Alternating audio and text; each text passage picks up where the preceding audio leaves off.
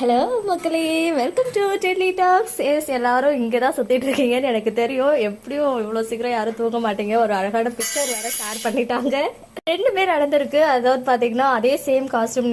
முந்தா நேத்திக்கு வந்து ஒரு பிக்சர் காவேரி சைட்ல இருந்து ஷேர் ஆச்சு இல்லையா, பாப்பாக்கு பர்த்டே விஷ். அதே காஸ்டியூம் தான், அதே சுடி தான். அது மட்டும் இல்லாமல் கையில் வந்து அந்த ட்ரிப்ஸ் போடுற அந்த இதுவும் இருக்குது அப்படின்னு சொல்லிட்டு சிலர் சொல்லியிருந்தீங்க. நான் அது இல்லைன்னு, ஆனால் அதுவுமே இருக்குது, 2மே இருக்குது ஆக்சுவலாக.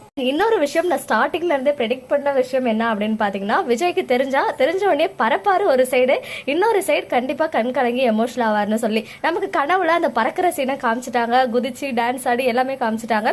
அண்ட் இன்னொரு டைம் அது ரியல்னு நினைச்சு பட் அவர் டிசப்பாயிண்ட் ஆயிட்டாரு. கங்கா தான் பிரெக்னன்ட்னு சொல்லி அப்பயுமே வந்து அங்க குதிச்சு டான்ஸ்லாம் ஆடினாரு. பட் இந்த முறை நிஜமாவே காவேரி அவங்களுடைய பிரெக்னன்சி ரிவீல் பண்ணும்போது கண்டிப்பா விஜய் அவரையே மீறி எமோஷனலா கண் கலங்குவாரு அப்படின்றது என்னுடைய கெஸ் அப்போல இருந்தே இருக்கு. ஸோ அந்த மாதிரி தான் நடக்கும்னு நினைக்கிறேன். அவரோட ஃபேஸ் ரியாக்ஷன் பார்க்கும்போது தெரியுது.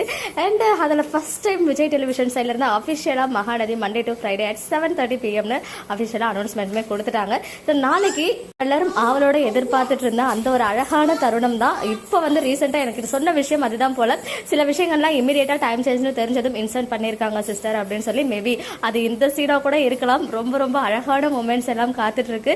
ஸோ நாளைக்கு 10 மணிக்கு ஷார்ப்பாக வந்து நான் அவங்க எல்லாரையும் மீட் பண்றேன். மக்களை நெக்ஸ்ட் வீடியோவில் மீட் பண்றேன். எக்ஸ்க்ளூசிவ் அப்டேட்ஸ்க்கு மறக்காம நம்ம யூடியூப் சேனலை சப்ஸ்கிரைப் பண்ணிக்கோங்க.